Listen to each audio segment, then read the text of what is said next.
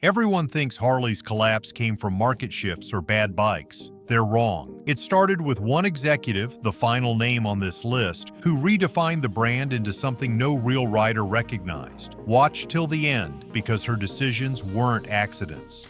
The serial marketer who rebranded Rebellion.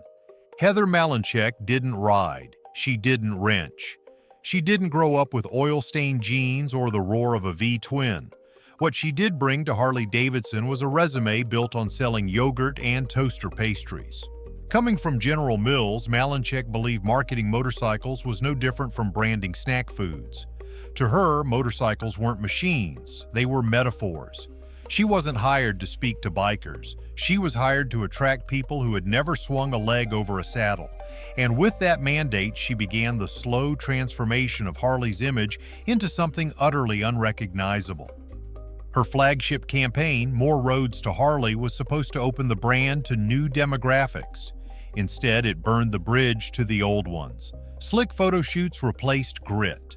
Urban lofts replaced open highways. The imagery looked like it was pulled from a high-end fashion catalog. Manicured models leaned against Harleys they didn't ride, in neighborhoods they didn't belong in, wearing clothes no rider would wear. The machines weren't the heroes anymore. The lifestyle was. And that lifestyle had nothing to do with freedom, wind, or brotherhood. It was curated, polished, aspirational. It was Harley without the soul. Worse still, her internal directives told the real story. Malinchek instructed her team to remove aging demographics from advertisements, calling longtime riders a declining asset class. She referred to blue-collar bikers as brand obstacles. By the time backlash arrived, it was too late. The damage was done. The people who built Harley with their paychecks and loyalty were erased by someone who thought Rebellion was just another brand pillar. Just when Harley needed to double down on its roots, it handed the keys to someone who never understood the ride. Before we dive into the next bike, take a moment to hit that like button if you're enjoying the list so far. It really helps us out and keeps the good content coming your way. Let us know in the comments which bike has surprised you the most. The German CEO who replaced thunder with silence. When Jochen Zeitz was appointed CEO in 2020, Harley-Davidson was already wobbling. Sales were falling, the brand was aging, and competitors were circling like vultures. Harley didn't need a miracle, it needed a mechanic. Instead, it got a European executive with a luxury goods background and an obsession with corporate sustainability. Zeitz didn't come to restore the engine, he came to rewrite the blueprint. Before Harley, Zeitz turned Puma into a global sportswear name, but motorcycles aren't sneakers and Rebellion doesn't come in a shoebox. Zeitz brought with him a vocabulary alien to Harley's DNA. ESG metrics, shareholder alignment, carbon neutrality. He promised investors a reimagined brand experience. But to riders, what followed felt more like a quiet funeral. His flagship move was Live Wire, the electric Harley no one asked for. Yes, it was fast. Yes, it was innovative. But it was silent. Literally, the very thing that made Harley iconic, the growl, the vibration, the visceral experience, was stripped away in favor of clean corporate progress. And as the company poured money into battery platforms, their core models, the Fat Boy, the Road King, the Electra Glide, gathered dust. Updates slowed, investments dropped. Harley's soul was being drained in real time. Internally, Zeitz greenlit mass restructuring. He slashed regional offices, cut development budgets, and brought in consultants from Boston Consulting Group to map out Harley's strategic future. But none of them rode, none of them understood.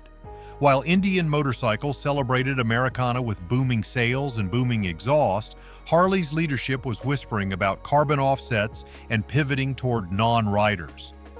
Zeitz didn't just pivot the brand, he tried to reroute it into another industry entirely. And while the engine may have kept running, the heart of Harley started to stall. Ride like it matters. Our trusted gear is in the description. No fluff, just the stuff that lasts. The Tiffany executive who killed the dealerships. Larry Hund didn't grow up riding back roads, he spent his career polishing diamonds, literally. Before arriving at Harley-Davidson, he ran commercial operations for Tiffany & Company, one of the most iconic names in luxury retail. His job had been to elevate the customer experience with marble floors, climate-controlled boutiques, and product placement beneath museum glass. And Harley's board believed that vision was exactly what the brand needed. What they got instead was a disaster in slow motion. Hund viewed Harley's dealership network not as an asset, but as an aesthetic problem.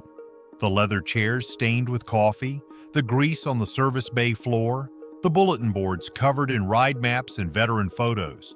It was all, in his words, off-brand for the direction we're headed. So he redesigned the experience. Dealerships were modernized with curated lighting, display walls, and digital kiosks. Gone were the old-timers swapping stories in service lounges. In came espresso machines, polished tile, and consultants in slim-fit suits. Then came the purge. Hund restructured dealer contracts, eliminating family-run franchises that had been in place for decades. If you didn't conform to the new luxury vision, you didn't get renewed. Harley dealers that had survived economic crashes, wars, and industry shifts were shown the door, replaced by sterile, corporatized showrooms with no history and no soul. For many riders, the dealership wasn't just where you bought a bike, it was where you belonged. And when that culture was bulldozed in favor of boutique lighting and branding consistency, something broke. It wasn't just tradition that died, it was the connection between rider and brand. And as that relationship unraveled, Harley's foundation began to shake. The Tesla disciple who killed the engine. Ryan Morrissey didn't see Harley-Davidson as a motorcycle company. He saw it as a mobility brand waiting to be disrupted. Coming from Tesla, Morrissey was hired as Harley's first-ever chief electric officer in 2020. His arrival was heralded as bold, visionary, forward-thinking. What it became was a cultural extinction event. Morrissey was evangelical about electrification. He believed the combustion engine was a dinosaur. He dismissed the rumble of the V-twin as legacy tech. He was not interested in preserving Harley's heritage, he wanted to replace it. The Livewire became his personal crusade. Budgets were redirected. Engineering teams were reassigned. Dealer support focused on a bike that neither the core community wanted nor the mass market could afford. But the real betrayal came with his attitude. At a 2022 internal product launch, Morrissey reportedly referred to Harley's traditional lineup as an anchor on innovation. He was telling lifelong riders, mechanics, and dealers that their culture, their identity, was a problem to be solved. His electric dream wasn't just tone-deaf, it was actively antagonistic. And while he bet the future on a quiet, tech-driven Harley, Indian Motorcycle doubled down on what riders loved: torque, steel, and sound. Their bikes sold. Livewire didn't. Harley spent over $400 million developing electric infrastructure, only to sell fewer than 1,000 units in the first year. Meanwhile, the Road King gathered dust. Morrissey wasn't just wrong. He was loud, proud, and completely unaccountable. But these weren't just people. They were symptoms of something much darker growing inside the company. The activist who deleted Harley's soul. Corinne did not join Harley-Davidson to preserve anything. She arrived with the fervor of a revolutionary and the certainty of someone who believed her worldview was not just correct, but necessary. Her background in progressive activism and cultural consulting had little to do with motorcycles and even less to do with the riders who built Harley's legacy. But that didn't matter. She had a mission. Harley was not to be restored. It was to be reconstructed in her image. Her first internal memos were not about performance, market share, or engineering standards. They were about messaging, image correction, and institutional values realignment. Longtime employees, some of whom had spent 3 decades with the company, were stunned by the abrupt shift. Legacy was out. Progress was in. There were no fires to put out. She just wanted to burn it all down on purpose. The new culture didn't tolerate dissent. Internal seminars were renamed re-education initiatives. Employee reviews now included metrics for values-based alignment. Promotions were no longer about merit. They were about ideology. Riders weren't asked what they loved. They were told what they were supposed to love now. Harley's marketing, branding, and internal structure were all redirected toward a single goal: erasing its working-class identity and replacing it with a corporate one. But Corinne wasn't just targeting Harley's future, she was actively dismantling its past. Because to her, history wasn't heritage, it was heresy. The next move wasn't political. Something far more irreversible was happening beneath the skin, inside the engineering vaults. Two heritage models executed in cold blood. On a Thursday morning behind closed doors, Harley's board voted to discontinue two of its longest-running and most revered heritage models. These were bikes that spanned generations, machines with character, machines with soul, and in their place, a line of gender-inclusive city cruisers crafted by consultants, not engineers. There were no goodbyes, no last model year send-offs, no commemorative badges. These heritage bikes simply vanished from the lineup, erased like they had never existed. Internally, the justification was market modernization. But the truth was uglier. These bikes were deemed politically outdated. Their crime? Embodying the very values that once made Harley an American icon. What replaced them felt manufactured in every sense of the word. Sleek plastic shrouds, electric assist, low-profile ergonomics. The kind of motorcycles that looked good in renderings but meant nothing in a garage. They were designed to impress journalists, not riders. Focus groups signed off. The community never got the chance. The backlash was immediate. Message boards lit up. Dealerships were flooded with angry calls. Some riders bought up the last remaining heritage models just to ensure their kids would have something real to inherit. Others simply walked away, disillusioned, disconnected, and done. And Harley? They didn't flinch. They issued press releases about strategic agility and expanding lifestyle footprints. But under the buzzwords was a silence louder than any exhaust pipe. The soul of Harley had not been sold. It had been discarded. And while Harley tried to reinvent itself, the world outside moved on, and moved faster. The rise of Indian, a rival made stronger by Harley's fall. Harley-Davidson didn't collapse in a vacuum. Its oldest rival, Indian Motorcycles, had been quietly watching, listening, and waiting. And as Harley tore itself apart from the inside, Indian was busy doing something much more dangerous: getting it right. While Harley was scrubbing grit from its image, Indian doubled down on it. Their bikes didn't whisper progressive ideals or urban alignment. They thundered with unapologetic rebellion. Every model release felt like a middle finger to Harley's boardroom. The Challenger, the Scout Bobber 20, and the Chief Dark Horse weren't just motorcycles. They were cultural rebuttals, mechanical rebuttals to everything Harley had abandoned. Indian's secret wasn't innovation for innovation's sake. It was loyalty to the things riders actually cared about. Real torque, real sound, real styling. While Harley executives were chasing ESG scores and firing legacy dealers, Indian was building partnerships with builders, veterans, and clubs that Harley had left behind. They released models with ride modes, cruise control, and updated infotainment, not to appease shareholders, but to win over the core rider that Harley forgot. By 2023, Indian had grown its market share by over 20%.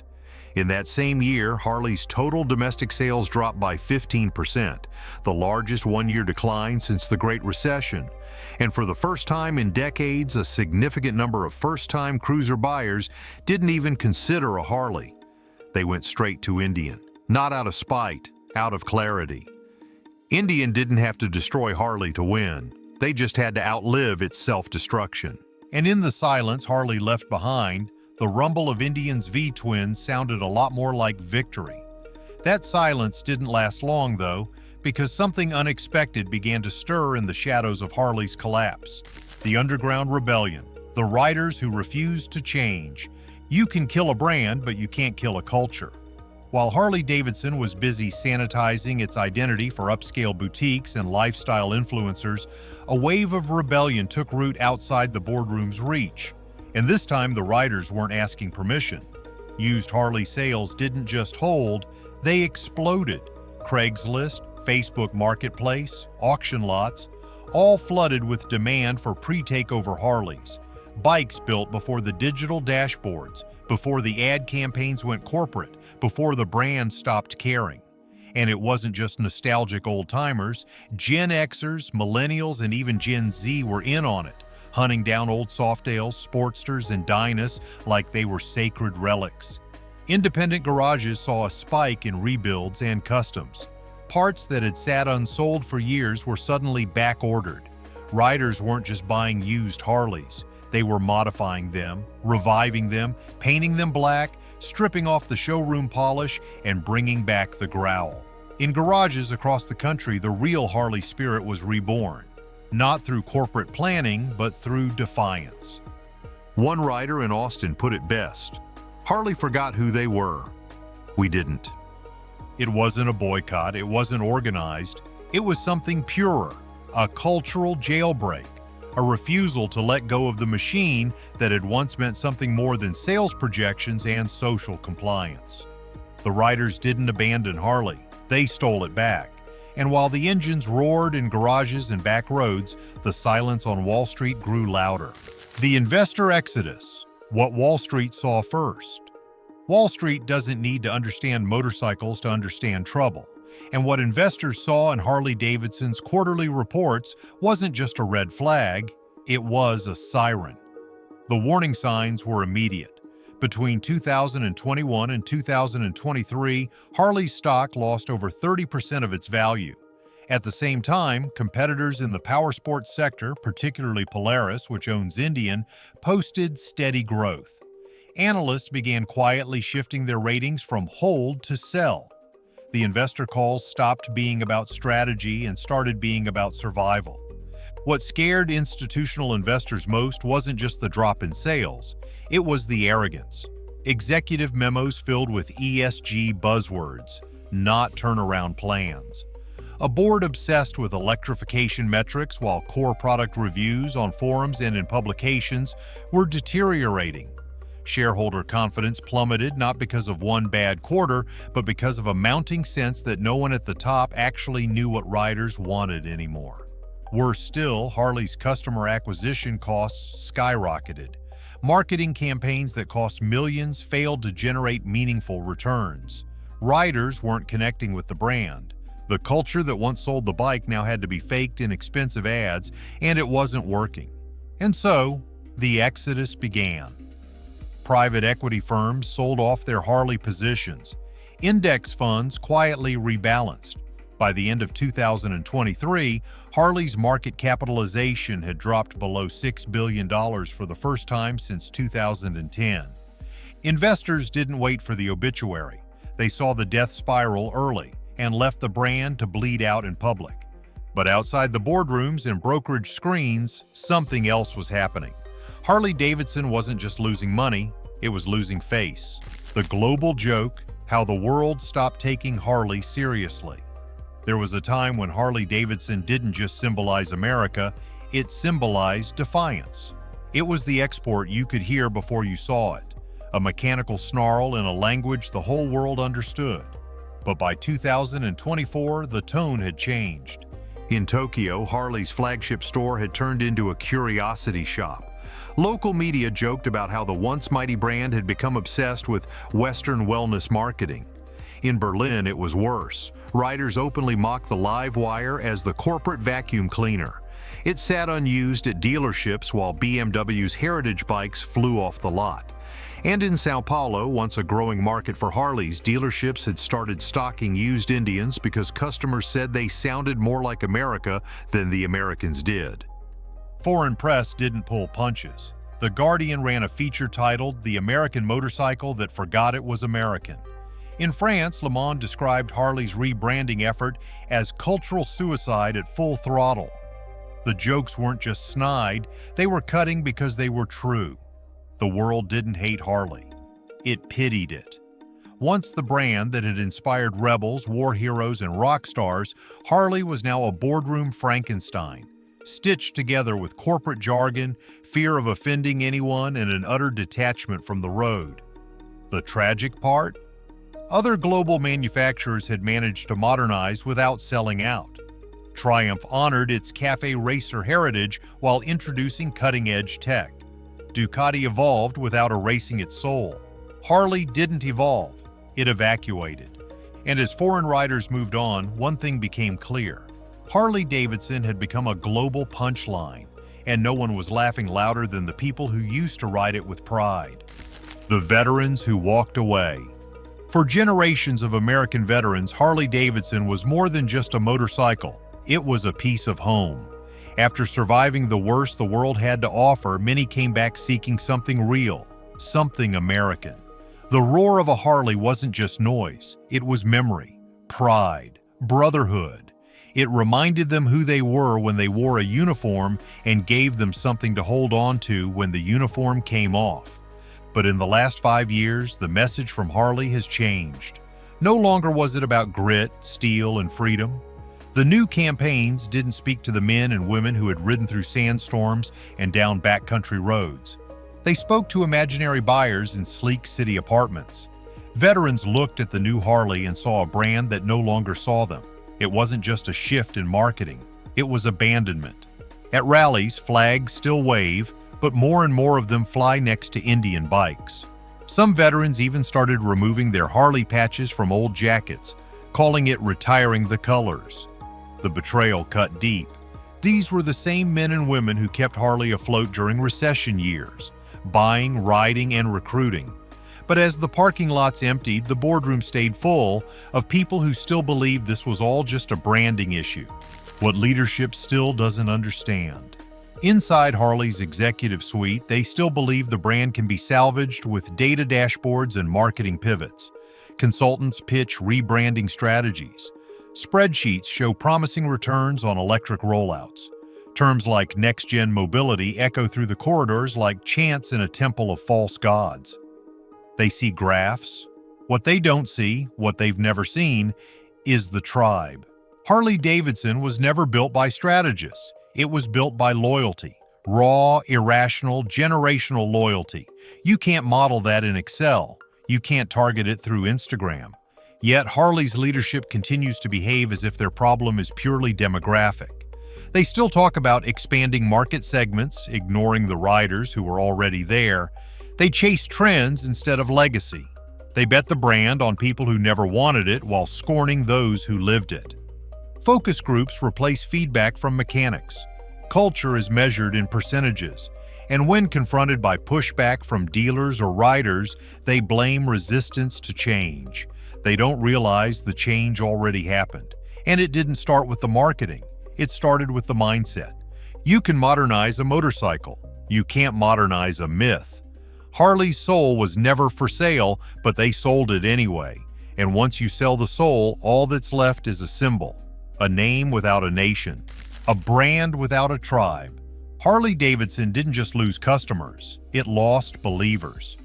In its golden era, Harley wasn't a product, it was a lifestyle. People tattooed the logo on their skin. They met their spouses at Harley events. Entire towns revolved around the dealership. Owning a Harley meant belonging to something bigger than yourself. Today, that connection has frayed into nothing. The tribe, the die-hard, oil under the fingernails, ride till you bleed tribe, has scattered. They haven't stopped riding. They've just stopped riding Harleys. They gather now around classic restorations, vintage cafes, and rising brands like Indian and Royal Enfield. They ride not for status, but to reclaim what was taken from them. Meanwhile, Harley's dealerships are filled with sleek surfaces and uncomfortable silences. The chrome still gleams, but the eyes of the people inside don't. Young riders feel no pull. Older riders feel no welcome. The community is gone. A brand without a tribe is just a trademark. It's something you license, not something you live. That's where Harley stands now. Not hated, but hollowed out. And what lies ahead isn't a bang or a blaze. It's something far quieter, but even more final. By the way, if you're looking for more bike reviews and comparisons like this, make sure you're subscribed. You won't want to miss what's coming up next.